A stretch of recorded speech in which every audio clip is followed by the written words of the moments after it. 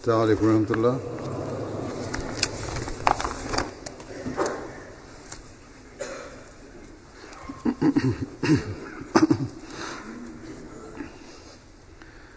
أشهد أن لا إله إلا الله وحده لا شريك له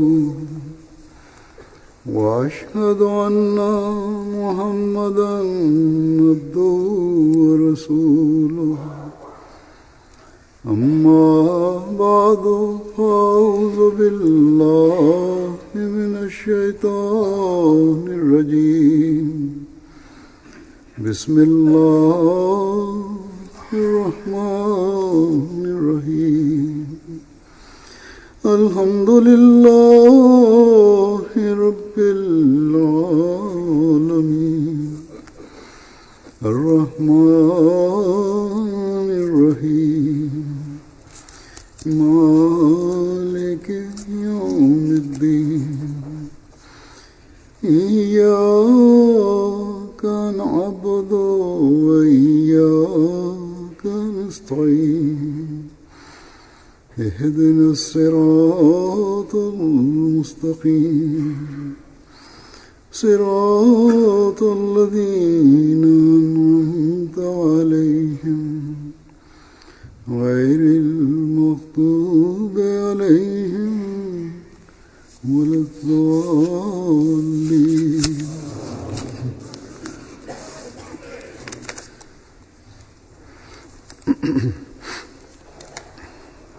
Bismillahirrahmanirrahim. Halifa mtukufu ayyadahullahu ta'ala ibn Asal Aziz anasema kwamba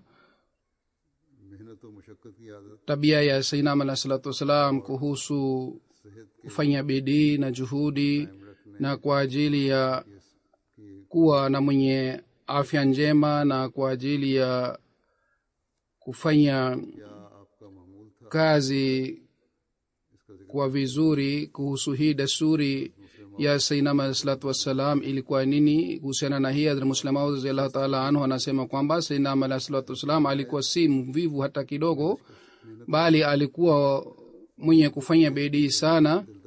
Ingawa yeye alikuwa mpendwa wa watu wengi, lakini yeye alikuwa haogopi kufanya bidii. Mara chungu mzima ilikuwa ikitokea kwamba alipokuwa akitaka kwenda safarini, alikuwa akimpatia mfanyakazi farasi na alikuwa akitangulia mbele, na mwenyewe Sayyidina alayhi salatu wasallam mwenyewe alikuwa akitembea kwa miguu kwa maili 20-25. Hata mara chungu mzima Sayyidina alayhi salam alikuwa akitembea kwa miguu na alikuwa hapandi farasi.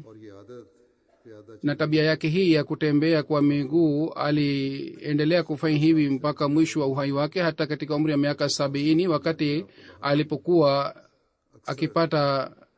alipokuwa amepata magonjwa kadhaa, lakini alikuwa akienda kwa ajili ya kutembea kwa miguu, na kila siku alikuwa akitembea maili 4 au 5, hata baadhi wakati alikuwa akitembea maili 7 katika umri huu. Hazrat Muslim Maud radhiyallahu ta'ala anhu alikuwa akisema kwamba baadhi wakati Sayyidina alayhi salatu wasalam alikuwa akiamka kabla ya sala ya alfajiri na alikuwa akienda kwa ajili ya kutembea, na Sayyidina alayhi salam alikuwa akifika Batala ambayo ni kijiji umbali wa maili 5.5, na sala ya alfajiri Sayyidina alayhi salam alikuwa akiswali katika kile kijiji. Basi huu ni mfano kwa ajili yetu, hasusan kwa ajili ya wale waliotoa wakfu maisha yao, wale ambao wamepewa jukumu la kuhudumu jumuiya. Na katika mstari wa kwanza ni wabashiri. Hawa wabashiri kwa ajili ya kuwa na wenye afya njema, hawa wabashiri wanatakiwa wawe na tabia ya kutembelea au kufanya mazoezi kila siku. Ikiwa hawawezi kwenda kwa ajili ya matembezi kwa sababu ya upungufu wa wakati au kwa sababu nyingine yoyote, wanatakiwa lazima wafanye mazoezi kila siku bila kukosa. Wabashiri kadhaa ambao bado ni vijana kwa kuona miili yao inaonekana waziwazi kwamba wao hawafanyi mazoezi, wanapoulizwa wanasema kwamba tulikuwa tukifanya mazoezi, lakini tangu muda fulani tumeacha mazoezi, hatufanyi siku hizi. जितने बड़े काम Hazur anasema kwamba हमारे मुबल्लिगीन kazi kubwa ambayo wabashiri wamepewa, उन्हें अपने sawa na kazi ile kubwa, wabashiri wanatakiwa kwa ajili ya kuwa na afya njema, की तरफ बाकायदा तो wanatakiwa wafanye mazoezi kila siku. बाहर के जामियात के मुरब्बियान Wabashiri अपनी तालीम को ambao wanamaliza masomo yao kutoka katika करने के लिए रबा भी जाते हैं। vyuo mbalimbali vya dunia, wanaenda kule Rabua kwa ajili ya muda fulani. Kule doctor Noori साहब wao wanachunguzwa kuhusu afya yao. Bwana Dr. Nuri Sahib ambaye ni mhodari wa maradhi ya moyo, yeye aliniandikia kwamba wabashiri लेकिन उन्हें बहुत से ऐसे wa fadhila za Mwenyezi Mungu ni wazuri, lakini miongoni mwa hawa wapo wengine ambao ni wazito sana kupita kiasi. इस तरफ Hawa wabashiri wanatakiwa wachunguze hali yao hii na wapunguze uzito wao. Hazur anasema kwamba wabashiri baada ya kwenda katika uwanja wa kazi wanakuwa wavivu zaidi, hawazingatii kuhusu mazoezi. Kwa hiyo wabashiri wetu na wale waliotoa wakfu maisha yao wanatakiwa wafanye mazoezi ya aina yoyote. और दूसरे Na ya pili इन ni kwamba katika nchi za Ulaya मदा भी बड़ी आम vyakula ambavyo vinaharibu afya vinapatikana kwa wingi sana, na hawa wenyewe pia wanaita vyakula hivi junk food. Wabashiri wanatakiwa wasile vyakula vya aina hii. भी ख्याल रखें। अगर अकेले Ikiwa mbashiri anaishi peke yake, anapata nafasi na wakati katika mission house फैमिलियां नहीं भी साथ थोड़ा बहुत ya kupikia chakula, na mbashiri anatakiwa ajue namna gani chakula kinatayarishwa. Kwa hivyo kuhusu hii wabashiri wanatakiwa wazingatie. Mimi sitoi nasaha tu, hata mimi mwenyewe pia nafanya mazoezi kwa fadhila za Mwenyezi Mungu. Exercise Nafanya exercise ya baiskeli na vile vile natumia mashini zingine. Mpaka leo Mungu, kwa fadhila za Mwenyezi Mungu, Mungu ananijalia naendelea kufanya mazoezi. Kwa vyovyote sisi जिंदगी tunataka wabashiri wenye afya njema na nzuri. हाथ से Kuhusiana na hii, wabashiri wanatakiwa wawe waangalifu kwamba kuhusiana na afya yao wasiwe wavivu na wasighafilike, ili waweze kutimiza majukumu yao vizuri.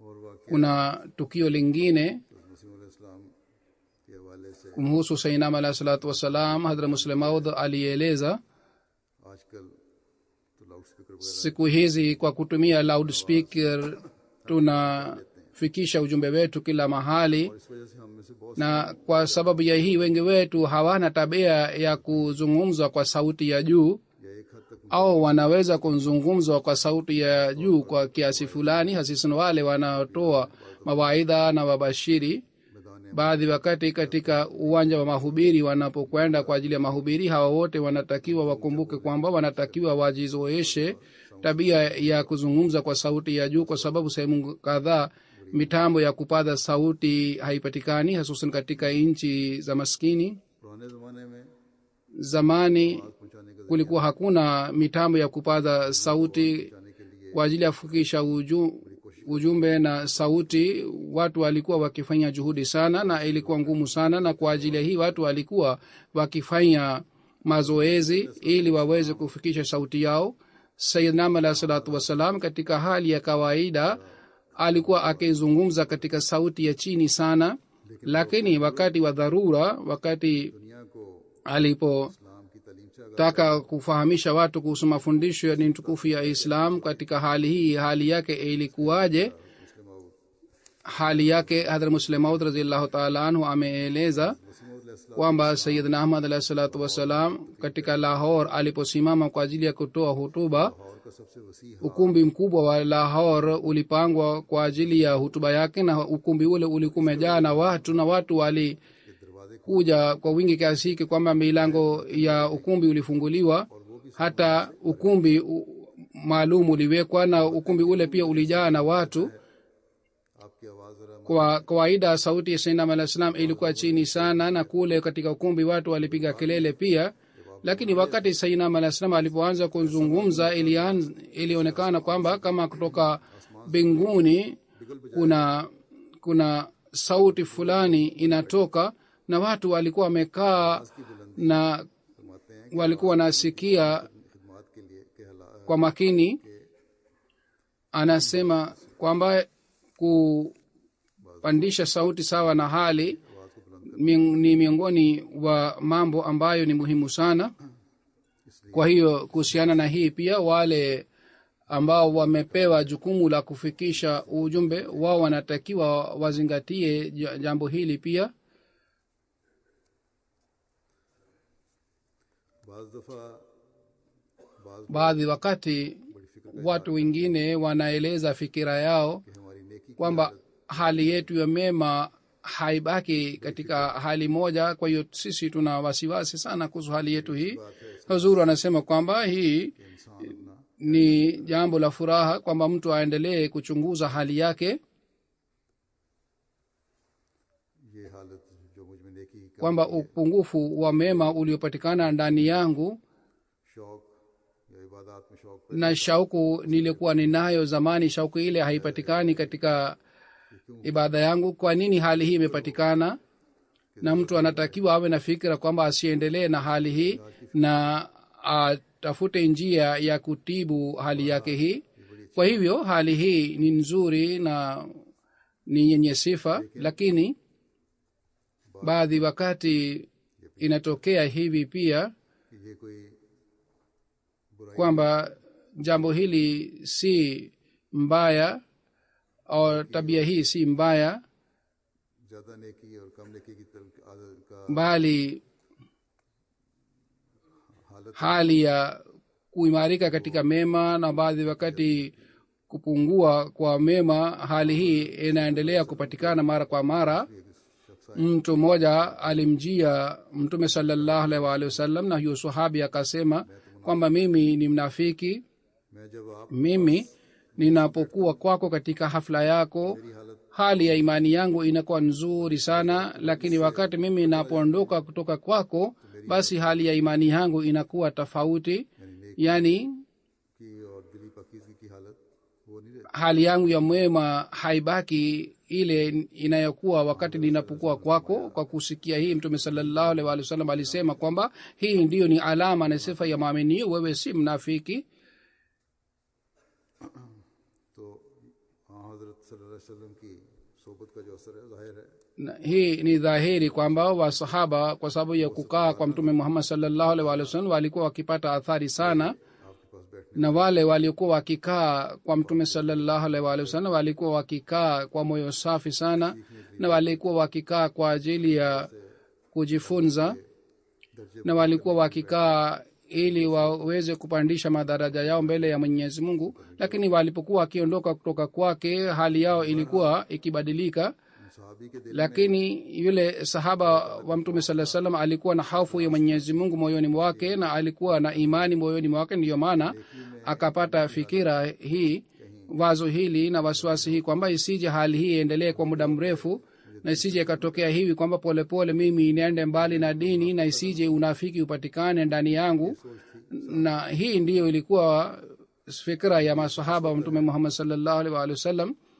फिर इंसान Wakati mtu anapojua kuhusu hali yake hii, katika hali hii mtu kwa kufanya dua na kwa kufanya ibada anajaribu kurekebisha hali yake.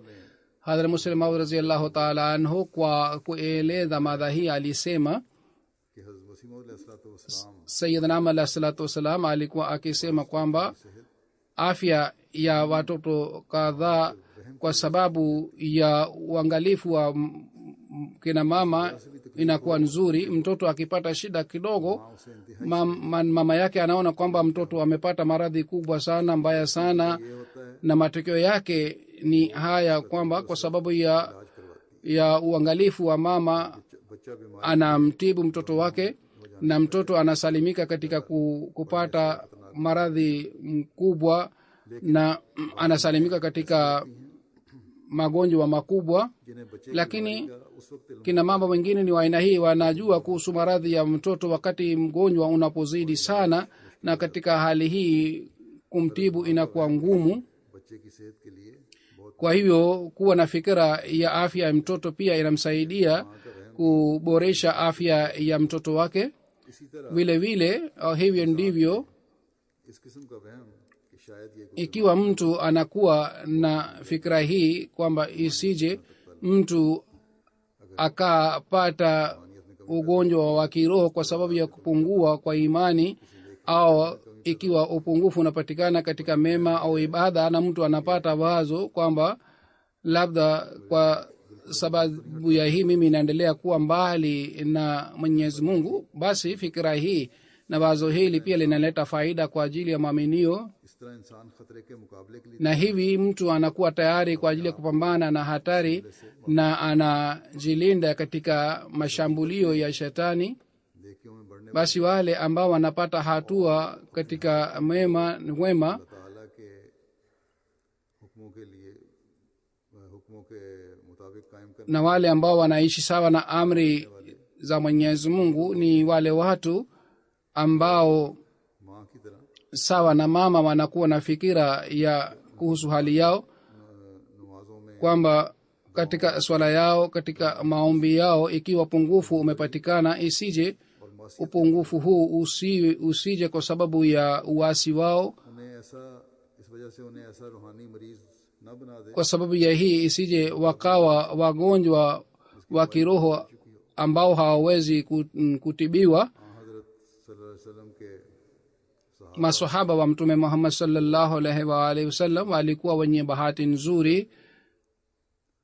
अपनी हालत पर गौर Wakati wao kwa kuzingatia hali yao, walipokuwa wakipata fikira kuhusu hali yao, walikuwa wakimjia Mtume sallallahu alaihi wa alihi wasallam.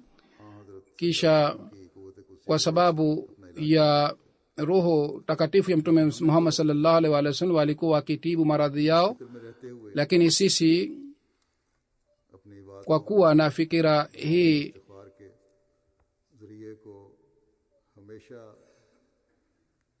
इख्तियार किए रखना, tunatakiwa इस जरिए से अपना इलाज tuendelee kufikiria kuhusu hali yao na tuendelee kutibu hali yetu, तो यह वहम भी लापरवाही की hata ikiwa sisi tuna dhana mbaya kuhusu hali yetu ya लापरवाही से बेहतर, hali yetu ya kiroho. Dhana hii ni nzuri क्योंकि बाज़ दफ़ा kuliko kughafilika, की लापरवाही खुदा ताला से kwa sababu baadhi wakati mtu akighafilika kuhusu hali yake anakuwa mbali na Mwenyezi Mungu, kisha polepole से भी हम दूर sisi tunakuwa mbali na dini ya Mwenyezi Mungu नाकाबिल इलाज रूहानी मरीज na tunakuwa wagonjwa ambao hawawezi kutibiwa.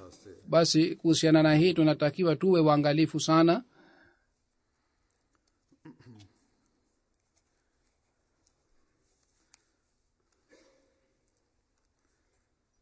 मुस्लिम माऊद रज़ियल्लाहु अन्हु एक दफ़ा Hazrat Muslih Maud radhiyallahu ta'ala anhu safari moja alikuwa anaeleza madha hii kwamba furaha na dhiki inahusika na hisia ya mwanadamu.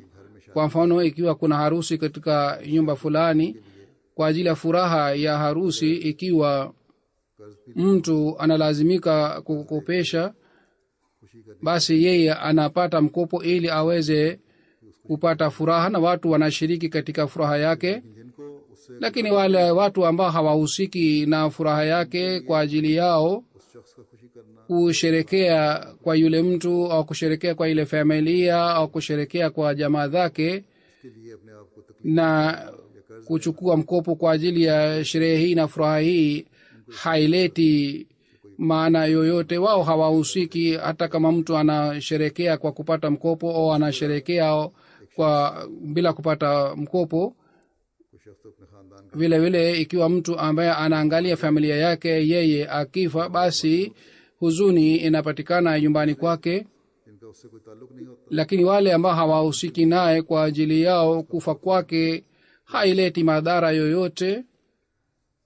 हजारों Watu maelfu na maelfu wanakufa kila siku, वफातें tunapata taarifa ya vifo, lakini wale ambao hatuwajui, बावजूद उनके ingawa tunapata taarifa ya kifo chao, lakini sisi hatujali kuhusu kifo chao. Lakini ikiwa mpendwa wetu anapofariki, basi sisi tunaathirika sana kwa sababu ya kifo chake. Kisha wanapatikana wengine wa aina hii ambao wanaleta udhia kwa ajili ya watu, kama ni majambazi na magaidi.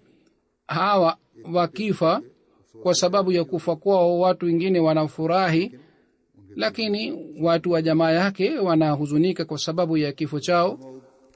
Hadhrat Muslim Maud radhiyallahu ta'ala anhu anaeleza kwamba silsila hii ya hisia ni ya ajabu sana. और करने से Kwa kuzingatia silsila hii, mtu anapata hali ya ajabu.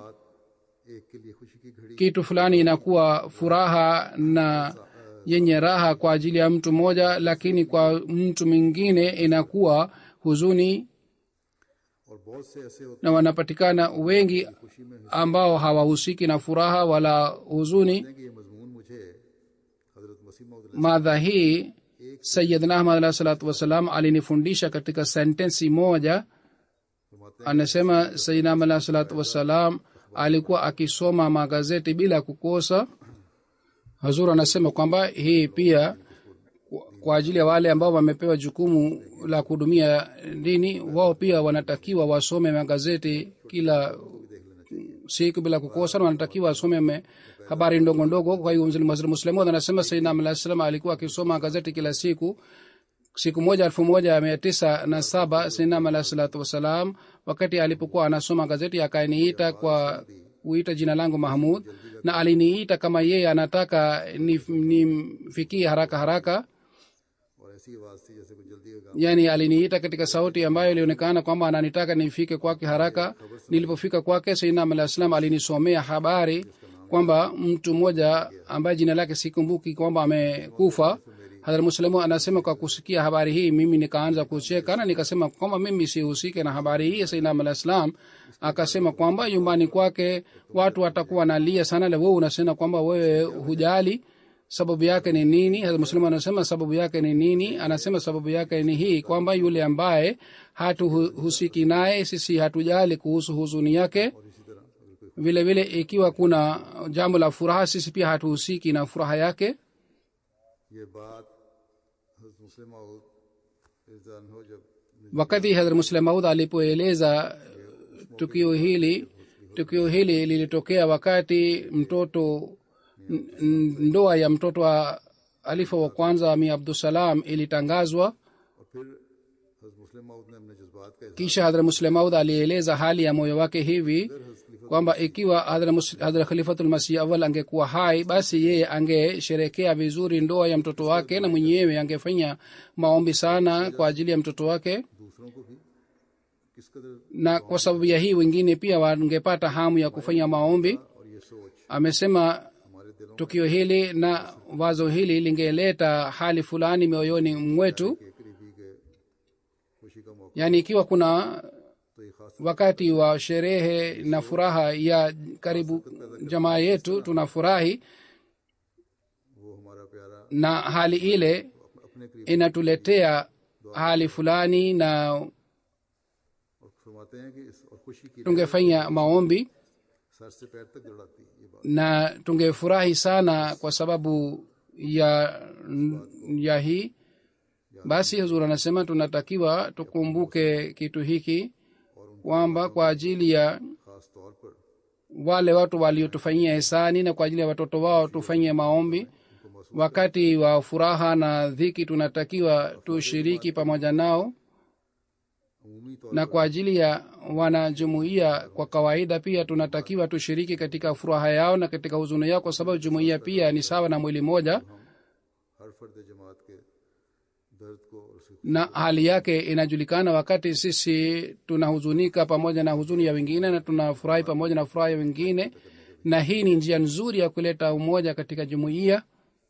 खलीफतुल मसीह अव्वल की इताअत का एक वाकया Kuna tukio la utii wa halifa wa kwanza. Hadhrat Muslim anaeleza tukio hili, anasema Hadhrat Khalifa Awwal radhiyallahu ta'ala anhu kuhusu yeye, nakumbuka वो अब्दुल हकीम मुर्तद पटियालवी से जब वो Ahmadi kwamba yeye alikuwa akimpenda sana Abdul Hakim Patialvi ambaye aliretadi, na yeye pia alikuwa akimpenda halifa wa kwanza, mpaka yeye alipompinga Sayyidina alayhi salatu wasalam. Wakati ule pia yule Abdul Hakim aliandika kwamba katika jumuiya ya Sayyidina alayhi salatu wasalam isipokuwa Maulvi Nuruddin hakuna yeyote ambaye ni mfano wa sahaba. Bila shaka huyo ni mtu ambaye ni fahari kwa ajili ya jumuiya. Muslimud anasema kwamba Abdul Hakim Patialvi aliandika tafsiri ya Qur'ani tukufu na aliandika tafsiri ya aya mbalimbali kwa kumuuliza halifa wa kwanza. Wakati Abdul Hakim alipotangaza kuretadi kwake, niliona halifa wa kwanza aliwaita wanafunzi wake. Yani mara Abdul Hakim alipotangaza kwamba ameritadi kutoka katika jumuiya, halifa wa kwanza aliwaita wanafunzi wake na aliwaambia kwamba naendeni mara moja katika maktaba yangu na mutoe tafsiri ya Abdul Hakim. Yani tafsiri aliyoandika Abdul Hakim ilikuwa katika maktaba yake. Halifa wa kwanza akawaambia wanafunzi wake kwamba muondoe mara moja tafsiri ile, isije ikatokea hii kwamba kwa sababu ya hii ghadhabu ya Mwenyezi Mungu ishuke juu yangu. Hadhrat Muslimud anasema kwamba ingawa ilhali ilikuwa tafsiri ya Qur'ani tukufu na tafsiri ya aya chungu mzima Abdul Hakim aliandika kwa kumuuliza halifa wa kwanza, lakini kwa sababu ya hii ghadhabu ya Mwenyezi Mungu ilimshukia juu yake kwa sababu yeye aliretadi. Halifa wa kwanza aliondoa tafsiri yake aliyoandika yeye, na sawa na maoni yake aliona kwamba kitabu hiki kikikaa pamoja na vitabu vingine kitaharibu vitabu vingine, pia kitachafua vitabu vingine. Hii ni ghaira ya dini na ni hofu ya Mwenyezi Mungu ambao ni mfano kwa ajili yetu sisi. Kisha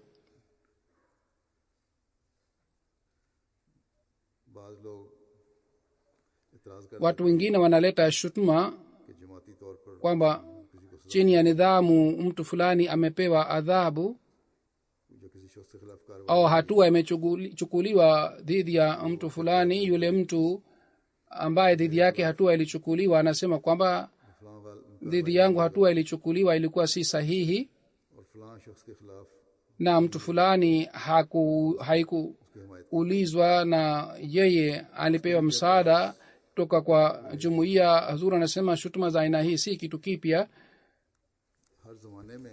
Katika kila zama shutuma hizi ziliendelea kupatikana. Siku hizi zamani pia watu walikuwa wakileta shutuma za aina hizi kwa kueleza hali ya watu wa aina hii. Hazrat Muslim Maud radhiyallahu ta'ala anhu anasema ukweli ni kwamba kwa ajili ya kurekebisha nidhamu kuna duara ya mawazo ya watu. Inaonekana kwamba ikhtilaf ni kubwa sana, lakini ile ikhtilaf ikiwa haileti fitina, basi yule ambaye anakuwa na hitilafu anaweza kupewa ruhusa ajiunge na jumuiya. Lakini kuna mtu mwingine ambaye ikhtilafu yake labda ni ndogo, lakini ikhtilafu yake inaweza kuleta fitina katika nidhamu, basi yule mtu atafukuzwa katika jumuiya. Anasema Hazrat Muslim Maud kwamba Sayyidina alayhi salatu wasalam aliulizwa na mtu mmoja kwamba mimi nimetoka kutoka Shia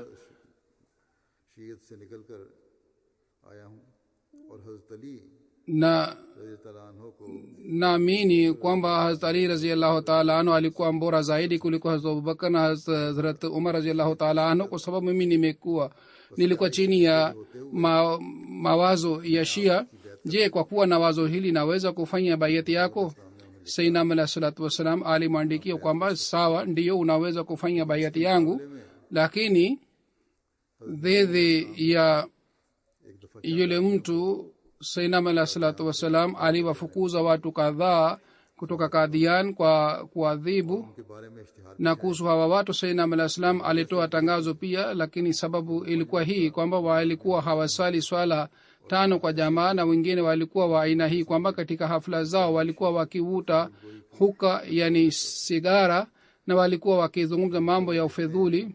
Hazrat Muslim Maud radhiyallahu ta'ala anhu anaandika kwamba niambie ni kwamba kumtanguliza Hazrat Ali juu ya Hazrat Bakar अक्सर समझ na और हुक्का पीने में कौन सी na kuvuta sigara miongoni mwa hivi kitu gani ni kikubwa. Lazima kila mtu atasema kwamba तली रजी ताला kumtanguliza Hazrat Ali radhiyallahu ta'ala anhu juu ya Hazrat Abubakar radhiyallahu ta'ala anhu ni kitu kikubwa, और हुक्का na kuvuta sigara ni jambo ndogo. मसीह इस्लाम ने Lakini Sayyidina alayhi salatu wassalam kwa kuwa na itilafu hii kubwa sana alimruhusu yule mtu kwamba afanye baiati yake, na wale walikuwa wakivuta sigara na kuzungumza mambo ya fidhuli aliwafukuza kutoka makao makuu, yani kutoka Kadhian. Adhar Muslim anasema ila hali wakati wa sherehe fulani Hadhrat Masih Maud al-Islam mwenyewe alipanga mpango wa huka wakati mbalozi wa Turk alipokuja Kadhian na chakula chake kilitayarishwa. Wakati ule Muslim anasema nilikuwa mdogo, lakini nakumbuka vizuri sana kwamba katika hafla fulani Maulvi Abdul Karim sa marehemu alieleza kwamba hawa watu wanakuwa na tabia ya kuvuta sigara. Ikiwa hatukufanya mpango wa sigara kwa ajili ya hawa, wao watapata shida. Sayyidina alayhi salatu wasalam akasema sawa, ufanye mpango wa sigara kwa sababu sigara si miongoni wa haram kama pombe imeharamishwa. Basi Sayyidina alayhi salatu wasalam ambayo si haramu sawa na pombe, इस्तेमाल करने पर तो एक शख्स को lakini Sayyidina alayhi alimfukuza kwa sababu alimfukuza mtu mmoja kwa sababu ya kuvuta sigara. हजरत Ali Lakini yule mtu ambaye alisema naona Hazrat Ali ni bora zaidi kuliko Hazrat Abubakar, ingawa Sayyidina alayhi mwenyewe alikuwa na imani hii kwamba Hazrat Abubakar radhiyallahu ta'ala anhu ni bora zaidi kuliko Hazrat Ali radhiyallahu ta'ala anhu, lakini Sayyidina alayhi alimruhusu afanye baiati yake. Anasema Hazrat Muslim Maud kwamba mambo kadhaa kwa kuhusiana na fitna ya muda yanakuwa makubwa, lakini yanakuwa madogo kwa hakika, lakini mambo mengine yanakuwa madogo lakini kwa hakika wanakuwa makubwa. Basi sawa na fitna ya wakati, baadhi wakati jambo kubwa linadharauliwa na jambo ndogo linachukuliwa muhimu, lakini watu hawakutumia akili bali kazi yao ni kuleta shudma tu. Hazur anasema watu wengi wanasema na wengine wanakuwa wasaidizi wao, yani wanakuwa wasaidizi wa wale wanaoadhibiwa katika jumuiya, na wao hawajui kwa namna gani, kwa sababu gani waliadhibiwa. Kwa sababu ya hii, bila kuwa na sababu yoyote, hatutakiwi tuingilie mambo ya wengine. Wakati nidhamu inapochunguza hali ya yule mtu aliadhibiwa, basi anasamehewa pia.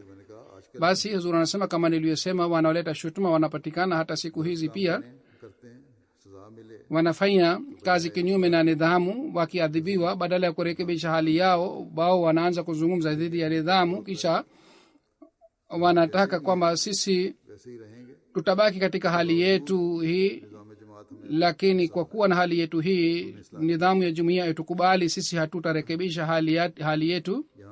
Khalifa mtukufu anasema kwamba hapa nieleze mara ya tena kwamba Sayyidina alayhi salatu wasalam bila shaka kwa ajili ya mbalozi wa Turki alisema sigara iletwe kwa sababu sigara si haramu, lakini Sayyidina alayhi mwenyewe alikuwa hapendi huka, yani sigara, na yeye alikuwa anachukia sana tabia ya kuvuta sigara. Hazur anasema kwa ajili ya mahubiri maslahi gani tunatakiwa tutumie na namna gani tutumie maslahi haya. Kuhusiana na hii, Hadhrat Muslim Maud radhiyallahu ta'ala anhu alisema siku hizi idara ya dawa tablighi inatumia vipeperushi kwa ajili ya mahubiri, yani vipeperushi vinasambazwa, lakini kipeperushi ni kitu ambacho hatuwezi kukibeba mzigo wake kwa muda mrefu.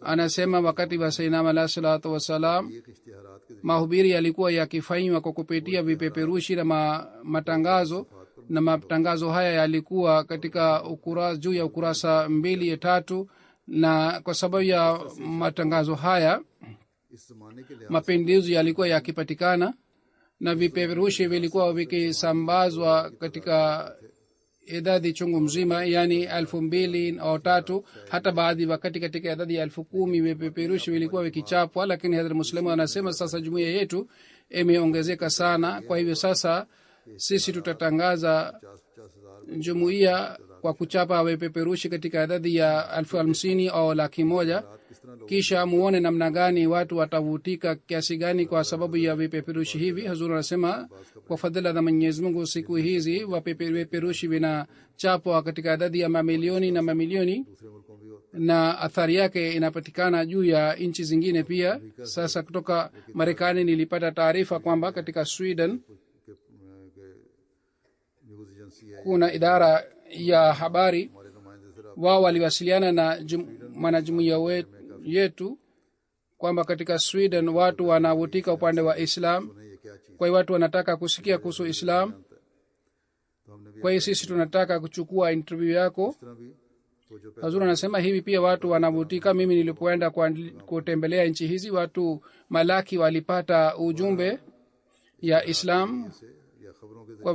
Kwa hiyo kwa kupitia vipeperushi, kwa kupitia media, ujumbe unawafikia watu ambayo hatuwezi kufikisha kwa kupitia vipeperushi. Hadhrat Muslim Maud anasema kwamba ikiwa vipeperushi vilikuwa vikichapwa mara 13, sasa vinatakiwa vichapwe mara 3, lakini vichapwe katika idadi ya malaki na malaki, basi tutajua matokeo yake ni aina gani. Sasa tunashuhudia kwamba matokeo yake yanapatikanaje. Watu wengine wanasema kwamba kwa nini tunatoa tangazo katika magazeti? Lazima faida yake inapatikana, kwa sababu magazeti yanatapwa kwa wingi, na kwa kupitia magazeti ujumbe wa jumuiya unawafikia watu, na habari ile inawafikia watu siku moja kwa kupitia magazeti ambayo tunawafikishia watu kwa kutumia vipeperushi miezi miwili. Na siku hizi jumuiya inatumia njia hii, na idara ya media na press katika jumuiya pia inafanya kazi nzuri sana, na kazi hii inafanyika duniani kote. Basi ni jukumu la idara ya mahubiri kwamba kwa sababu ya kitambulisho hiki wao wapate faida, na kwa kupitia hii waendelee kuwafikishia watu ujumbe. Isitokee kwamba mara moja tangazo limetangazwa katika gazeti, bali baadaye ni kazi ya idara ya mahubiri kwamba idara hii kwa kutumia njia hii waendelee kusambaza mahubiri na wafanye mahubiri zaidi, na kwa ajili ya hii wanatakiwa watafute njia mbalimbali. Hadhrat Muslim Maud radhiyallahu ta'ala anhu kwa ajili ya malezi ya watoto aliandika makala ambamo alieleza historia ya Sayyidina Alayhi salatu wassalam. Anaandika Sayyidina Alayhi salatu wassalam tarehe 5 ya September 1898 baada ya sala ya al-asiri, kwa sababu ya ombi langu alinielezea historia hii.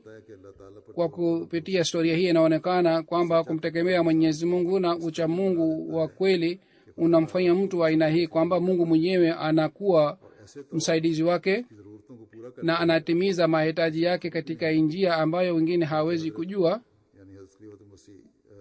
Hadhrat Masih Maud alayhi salatu wasalam alisema mzee mmoja alikuwa anaenda safarini na akapita katika msitu fulani ambapo mwizi mmoja alikuwa akiishi, na yeye alikuwa akiyanganya mali ya wasafiri wote walikuwa wakipita katika msitu ule, na sawa na tabia yake alitaka kunyang'anya mali ya huyo mzee akamwambia wa fi samai rizqukum wa ma tu'adun, yani riziki yenu inapatikana kutoka mbinguni na Mungu amewaahidini kwamba mtapata riziki, lakini sharti ni kwamba mufanye wema. Amesema mumtegemee Mwenyezi Mungu na muwe ucha Mungu na muache uizi. Mungu mwenyewe atatimiza mahitaji yako yote. Kwa kusikia hii mwizi aliathirika sana, na kwa kusikia hii akamwacha yule mzee na kaanza kufuata nasaha zake. Matokeo ya historia hii ni kwamba yule mwizi akaanza kupewa chakula katika vyombo vya fedha na dhahabu. Yani zamani alikuwa akiiba, lakini wakati alipomtegemea Mwenyezi Mungu alianza kupewa chakula katika vyombo vya dhahabu na fedha. Yeye kwa kula chakula alikuwa akitupa nje vyombo vile. Kwa bahati siku moja mzee yule alipita karibu na nyumba yake. Yule muizi ambaye alikuwa mcha Mungu, yule muizi akamwambia hali yote yule mzee, na akasema niambie aya ingine. Mzee akamwambia fawa rabbi samai wal ardhi innahu la haq, yani na hapa kwa kiapo cha Mwenyezi Mungu kwamba hii ni haki. Kwa kusikia aya hizi yule muizi aliathirika kiasi hiki kwamba kwa kuona adhma na shani ya Mwenyezi Mungu akakosa utulivu na akafa katika hali hii. Hii ni historia alimwelezea Sinam alayhi salatu wassalam mtoto ambaye umri wake ulikuwa miaka 8 au 10. Kisha katika makala Hazrat Muslim anasema kwamba kwa sababu ya kupata ucha Mungu mtu anapata hali ya aina hii kwamba Mungu mwenyewe anakuwa mpaji wake. Je, kuna shaka ndani ya hii? Mungu ni yule ambaye anatulea. Kwa hiyo tunatakiwa tumwogope yeye, tumtegemee yeye na tufanye vitendo vizuri. Wakati wa Sayyidina Muhammad sallallahu alaihi wasallam hali ya watoto ilikuwa ya aina hii, na wao walikuwa wakipata mafunzo ya aina hii ambayo hata wakubwa siku hizi hawawezi kuelewa. Basi kila mmoja wetu anatakiwa akumbuke daima dawamu kwamba tufanye juhudi ya kufuata njia ya uchamungu na tuwe na imani juu ya Mwenyezi Mungu kiasi hiki kwamba ni yeye ambaye anatulea na yeye ni mpaji wa kila kitu na hakuna shaka ndani yake. Yeye ni Mungu mkweli na tunatakiwa tumwogope yeye na tunatakiwa tuombe kwake na tunatakiwa tuiname mbele yake na tunatakiwa tumtegemee yeye. Na hii ndiyo ni mema ambayo mwaminiwa anatakiwa awe nayo na anatakiwa awe na imani juu ya mema huu. Basi kwa ajili ya wakubwa pia kuna funzo zaidi kuliko watoto. Siku hizi wakati tunaendelea kusahau mambo haya na baadhi wakati watu wengine wanakuwa mbali na ucha Mungu na badala ya kumtegemea Mwenyezi Mungu wanaanza kuwategemea watu. Hawa wote wanatakiwa wakumbuke kwamba tunatakiwa tumtegemee Mwenyezi Mungu tu. Basi Mwenyezi Mungu atujalie kwamba tuwe na ucha Mungu. Hazur anasema baada ya swala nitaswalisha jeneza 2 ghaibu. Jeneza ya kwanza ni ya bana Alhaj Dr. Idris Mangura Saheb, naib amir awal wa Sierra Leone, tarehe 3 ya Mai 2016. Baada ya kupata maradhi mfupi alifariki. Inna lillahi wa inna ilaihi rajiun. Marehemu katika mji wa Bo alipokisoma shuleni alijiunga na jumuiya. 1966 alikuwa member majlis shamla mpaka mwisho wa uhai wake. Aliendelea kutoa huduma zake na wakati wa kifo chake alikuwa deputy amir. Alikuwa mbashiri mzuri. Watu wengi walijiunga na jumuiya kwa kumpitia yeye. Alikuwa akiishi mbali na msikiti lakini alikuwa akija msikitini kwa ajili ya kusali sala ya alfajiri, maghrib na isha. Siku ya likizo alikuwa akija msikitini asubuhi na mpaka sala ya alasiri alikuwa akibaki msikitini na alikuwa akisoma Qur'ani tukufu na alikuwa akiswali nafali huko msikitini. Alikuwa akiswali swala ya Ijumaa na alikuwa akiangalia MTN. Alikuwa akisikiliza hutuba ya halifa. Alikuwa akisoma vitabu ya Sayyidina Muhammad sallallahu alaihi wasallam na sawa na hali alikuwa akiwasaidia watu. Alikuwa mtabibu, daktari,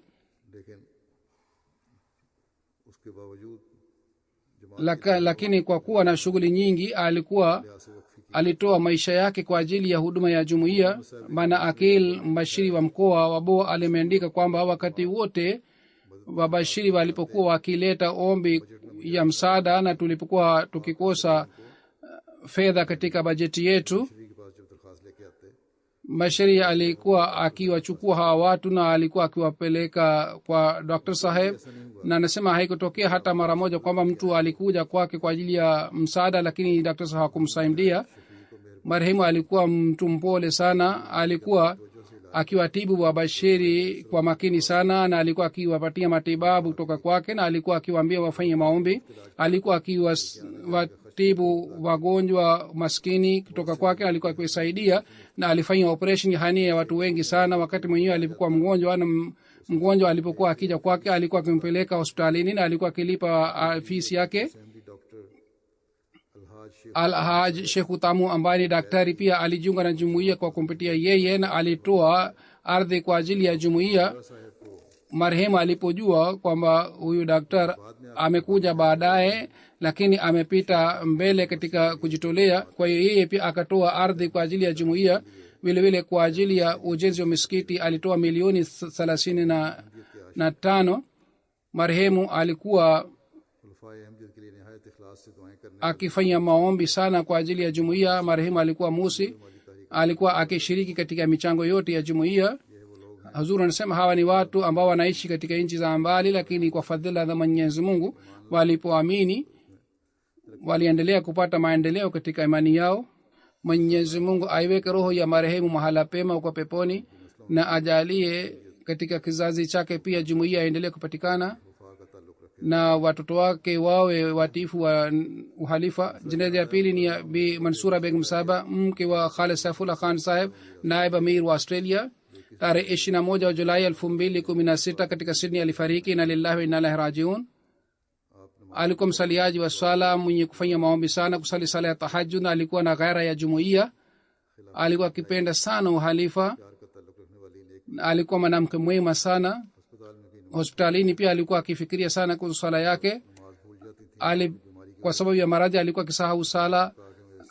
Alimwambia mume wake kwamba yeye aswali swala pamoja naye. Yeye alikuwa sadr lajna amaila wa Australia na sadr lajna amaila Libya, na vile vile katika Pakistan Tarabela pia alitumikia jumuiya. Alikuwa akifanya kazi kwa kuunda team. Alikuwa akipenda sana Qur'an tukufu, alikuwa akisoma Qur'an tukufu bila kukosa. Aliwasomesha watoto wake na watoto wasiokuwa na jumuiya pia aliwasomesha. Alikuwa musia, alikuwa akitoa mchango wake bila kukosa. Alilipa mchango wake wote mpaka Julai 2016. Ameacha mke, watoto wa kiume 2 na wa mabinti 3. Hawa wote wanatoa huduma za dini katika idara mbalimbali. Mtoto wake mmoja anaishi hapa Uingereza, Umar Khalid Saheb, na ni mwenyekiti wa jumuiya fulani ya London. Mtoto wake mmoja ni katibu wa Waqf Jadid wa Australia. Mwenyezi Mungu aiweke roho ya marehemu mahala pema huko peponi, amghofiria marehemu. Katika kizazi chake pia hali hii ya imani iendelee kupatikana. Amin.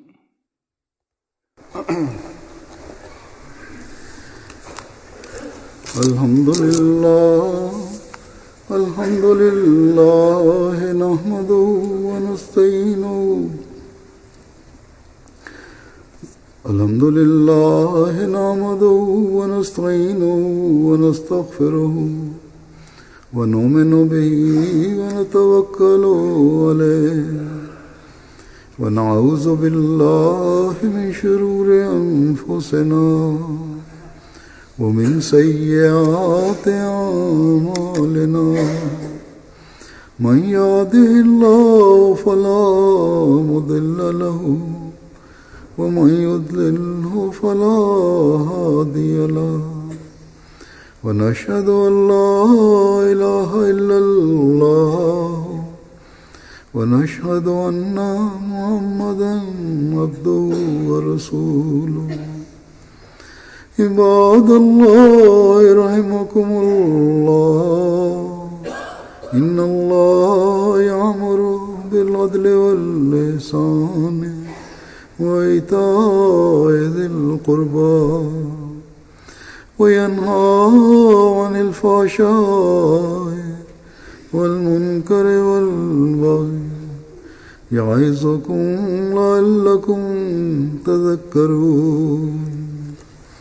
اذكروا الله يذكركم وادعوه يستجب لكم ولذكر الله أكبر.